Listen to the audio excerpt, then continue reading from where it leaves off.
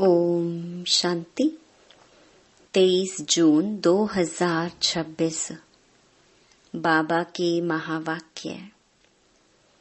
मीठे बच्चे, तुम महान सौभाग्यशाली हो, क्योंकि तुम्हें भगवान वह पढ़ाई पढ़ाते हैं जो अब तक किसी ऋषि मुनि ने भी नहीं पढ़ी।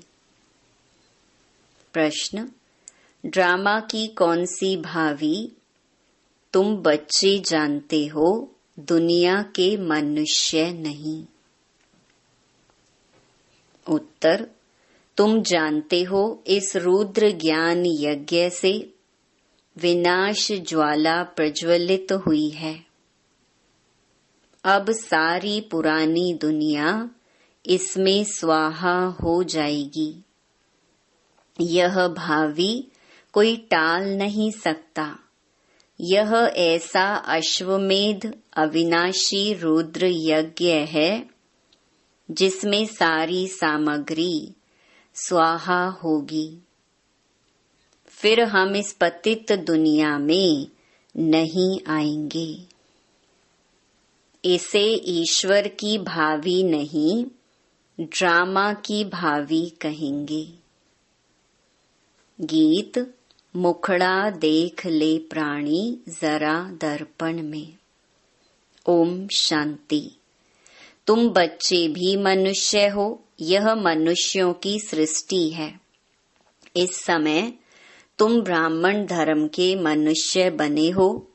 बाप शिक्षा देते हैं आत्माओं को। आत्मा को अभी अपने स्वधर्म का पता है कि हम आत्मा इस शरीर को चलाने वाली हैं। आत्मा का यह रथ है। जैसे बाप इस रथ पर आकर सवार हुए हैं, तुम्हारी आत्मा भी इस रथ पर सवार है।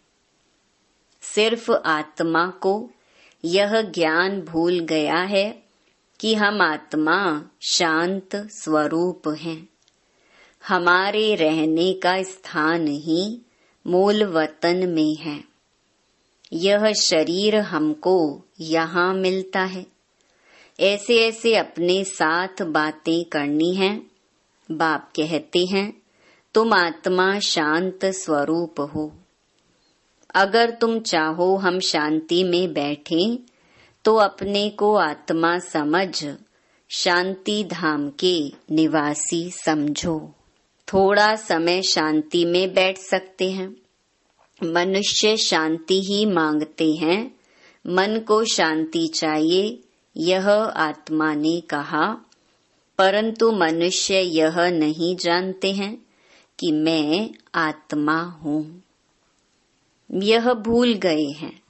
एक कहानी भी है ना, रानी के गले में हार पड़ा था और ढूंढती थी बाहर।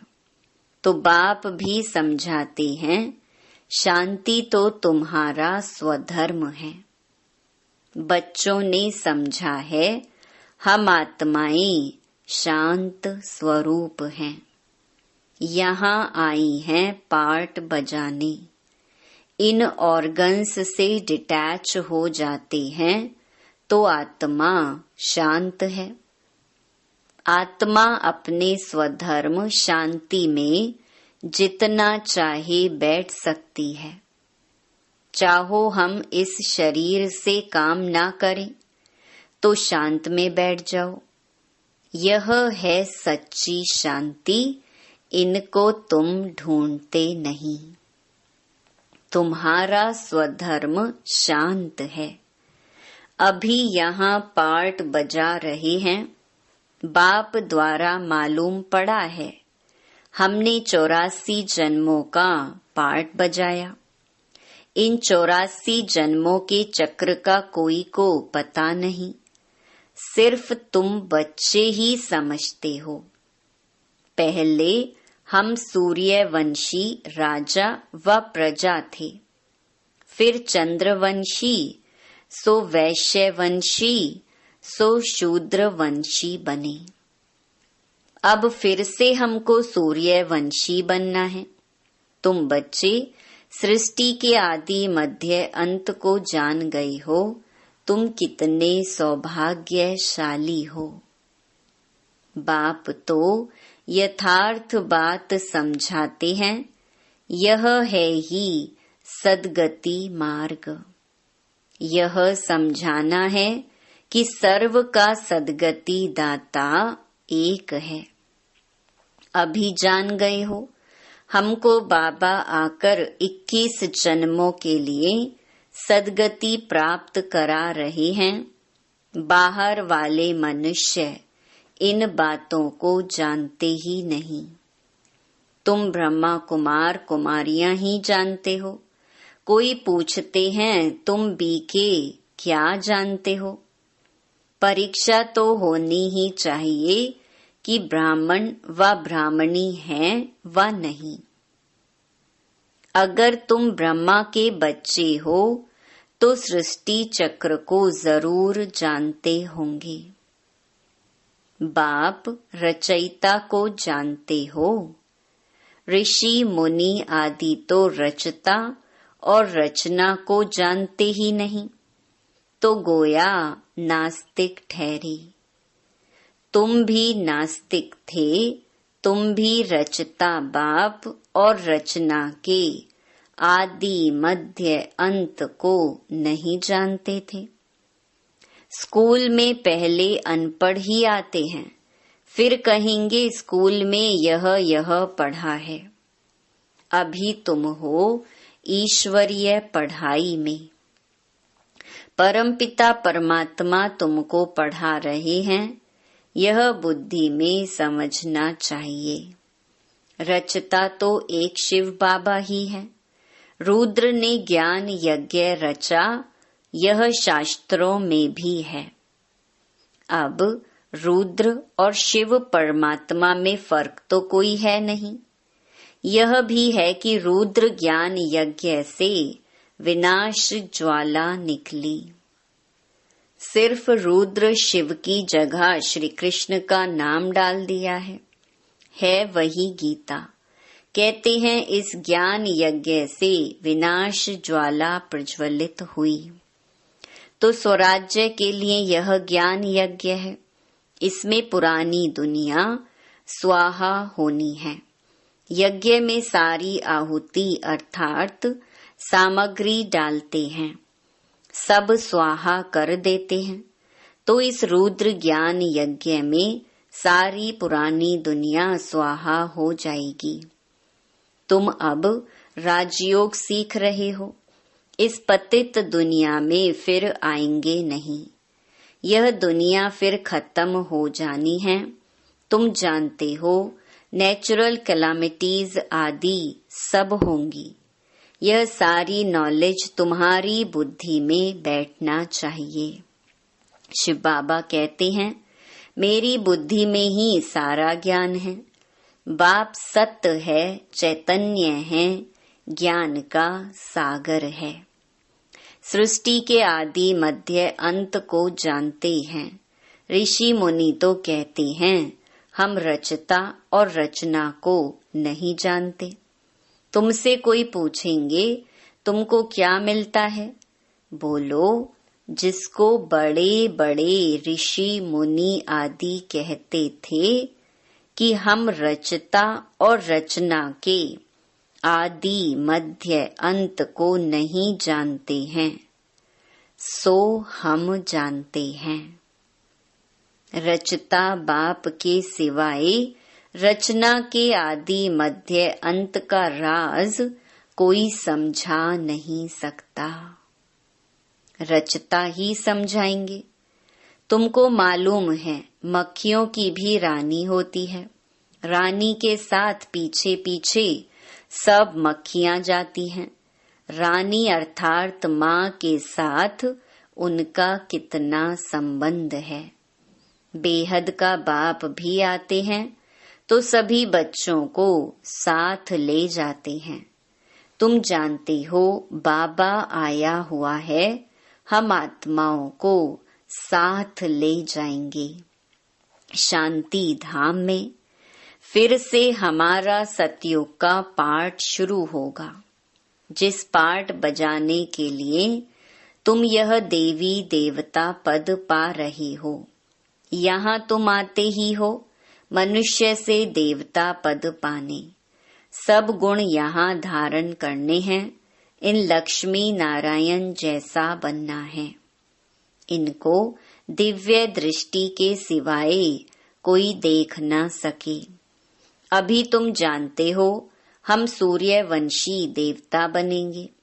तुम्हारी बुद्धि में है कि स्वर्ग की राजधानी कैसे स्थापन होती है। सतयुग में था ही देवताओं का राज्य, परंतु देवताओं के राज्य में भी फिर राक्षस आदि दिखाए हैं। यह कोई जानते ही नहीं भारत कितना पवित्र था। महिमा भी गाते हैं सर्व गुण संपन्न। उन्हों के आगे माथा भी टेकते हैं, मंदिर भी बहुत बने हुए हैं, परंतु यह पता नहीं कि आदि सनातन देवी देवता धर्म सतयुग का कब और कैसे स्थापन हुआ। भारत जो इतना ऊंच था वह नीच कैसे बना, यह किसको भी पता नहीं है। कहते हैं यह भावी बनी बनाई है। किसकी भावी है वह भी नहीं समझते। ड्रामा की भावी समझें तो समझ में आए। ड्रामा का रचयिता क्रिएटर डायरेक्टर कौन है, सिर्फ कह देते ईश्वर की भावी। ड्रामा कहने से ड्रामा के आदि मध्य अंत को जानना चाहिए। सिर्फ किताब पढ़ने से ड्रामा का पता नहीं पड़ सकता है, जब तक जाकर कोई ड्रामा देखे नहीं। जैसे अखबार में भी पढ़ा था, एक श्री कृष्ण चरित्र का ड्रामा बना हुआ है, परंतु देखने बिगर कोई समझ थोड़े ही सकता है। देखेंगे तब समझेंगे ड्रामा में यह सब होना है। तुम बच्चे भी ड्रामा को अभी समझते हो। मनुष्य कहते हैं वर्ल्ड की हिस्ट्री ज्योग्राफी का यह चक्र फिरता रहता है, परंतु कैसे फिरता है यह किसको पता ही नहीं। नाम भी लिखे हुए हैं सतयुग, त्रेता, द्वापर, कलयुग, फिर संगम युग, परंतु मनुष्यों ने समझ लिया है युगे युगे आते हैं। सतयुग त्रेता का भी संगम होता है, परंतु उस संगम का कोई महत्व नहीं है। वहां तो कुछ होता नहीं। यह बातें तुम जानते हो। सतयुगी सूर्यवंशियों ने फिर चंद्रवंशियों को राज्य कैसे दिया। ऐसे नहीं कि चंद्रवंशियों ने सूर्यवंशियों पर जीत पाई। नहीं, जो चंद्रवंशी का राजा होता है तो सूर्यवंशी राजा रानी उनको राज्य भाग्य का तिलक दे तख्त पर बिठाते हैं। राजा राम, रानी सीता का टाइटल मिलता है। किसने दिया? कहेंगे सूर्यवंशियों ने ट्रांसफर किया। अब तुम राज्य करो। जो सीन तुम बच्चों ने साक्षात्कार में देखी है, बाकी कोई लड़ाई आदि नहीं लगती है। जैसे किसको राजाई दी जाती है वैसे देते हैं। उन्हों के पैर आदि धोकर उनको राज्य तिलक देते हैं। वहां कोई गुरु गोसाई तो होते नहीं हैं। अब तुम बच्चों की बुद्धि में हैं। हम दैवी स्वभाव वाले बनते हैं। सूर्यवंशी, चंद्रवंशी राज्य में हम कितने सुखी होंगे। बाबा हमको दुख से निकाल सुख में ले जाते हैं और कोई सुखी बना न सके।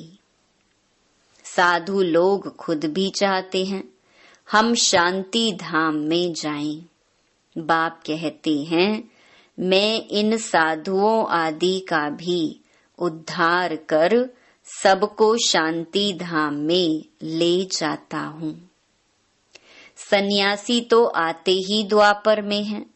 स्वर्ग में हम देवताएं ही रहते हैं, वहां भी सेक्शन अलग अलग हैं। सूर्य वंशियों का अलग, चंद्र वंशियों का अलग, फिर बाद में इस्लामी, बौद्धि, सन्यासी आदि जो भी आते हैं, सबका सेक्शन अलग अलग बना हुआ है। जब हम राज्य करते थे तो दूसरा कोई था नहीं। मूल वतन में भी ऐसी माला नंबरवार बनी हुई है। आदि सनातन देवी देवता धर्म वालों की है पहली बिरादरी। फिर और बिरादरियां निकलती हैं। यह बिरादरी है बड़े ते बड़ी, और दूसरे जो धर्म स्थापक आते हैं सब उनसे निकले हुए हैं। तुम कहेंगे इस्लामियों की है सेकंड नंबर बिरादरी, फिर बौद्धियों की बिरादरी थर्ड नंबर, हम हैं फर्स्ट, बाकी हद की, और छोटे छोटे तो लाखों होंगे। यहाँ तो मुख्य हैं 4 बिरादरियां। पहले पहले हम आते हैं, फिर इस्लामी, बौद्धि, क्रिश्चियन आदि आते हैं। अभी हम नीचे गिर गए हैं। हमको ही 84 जन्म ले पार्ट बजाना पड़ता है। जो अभी लास्ट में हैं वही फिर फर्स्ट में होंगे। देवी देवताएं अब पतित होने के कारण अपने को देवी देवता कहला नहीं सकते। देवताओं को तो पूजते हैं, इससे सिद्ध है उन्हों के बिरादरी के हैं। सिख लोग गुरु नानक को मानते हैं, उनकी बिरादरी के हैं। सतयुग में पहला नंबर हमारी बिरादरी है, उनसे ऊंच बिरादरी कोई होती नहीं। हम ऊंच ते ऊंच बिरादरी वाले हैं।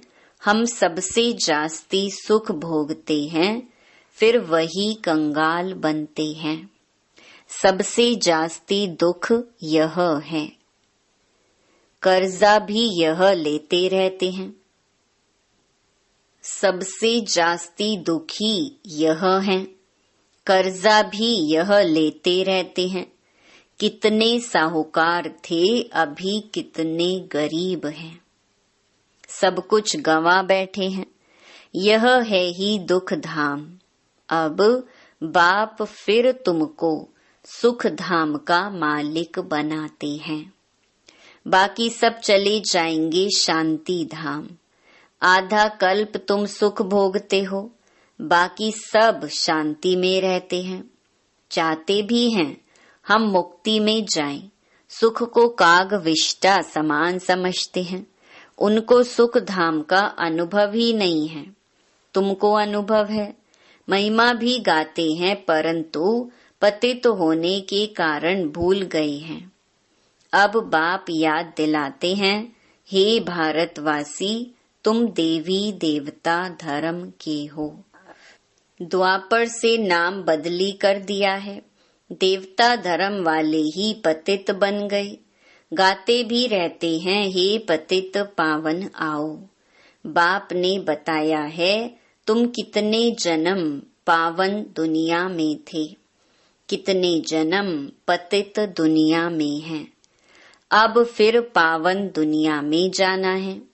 यह पाठशालाओं की पाठशाला है, यज्ञों का यज्ञ है। सारी पुरानी दुनिया इसमें खत्म होनी है। होलिका जलाते हैं।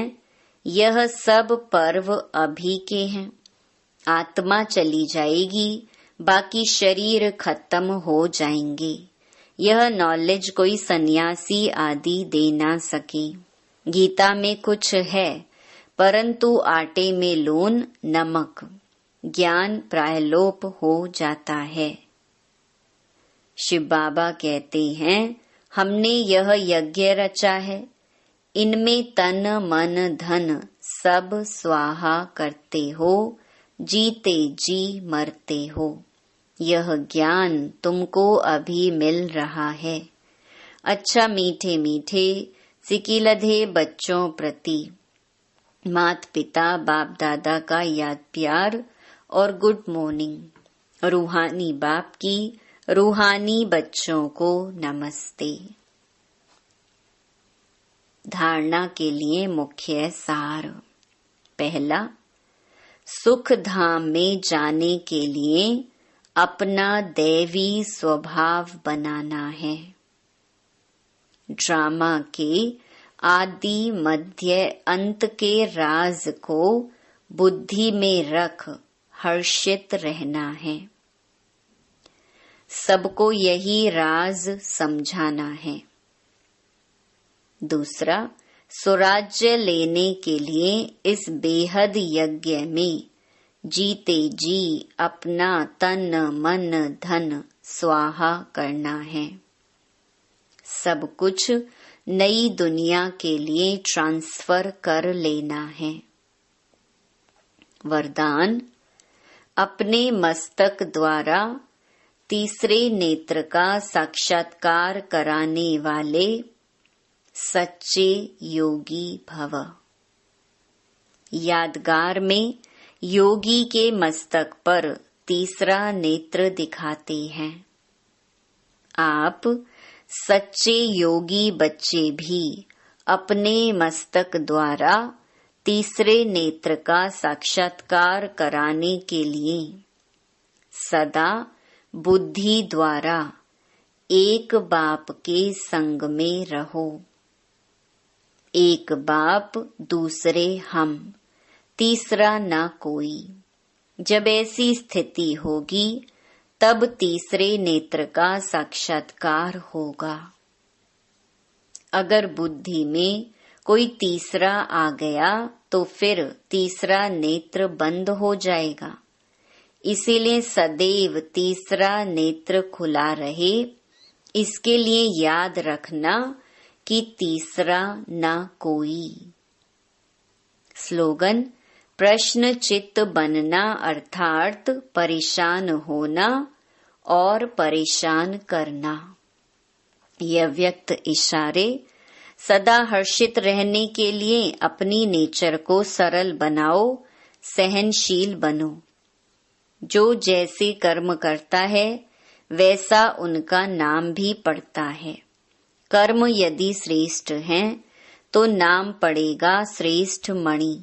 श्रेष्ठ मणि बनने के लिए मन वाणी कर्म में सरलता और सहनशीलता, यह दोनों गुण आवश्यक हैं।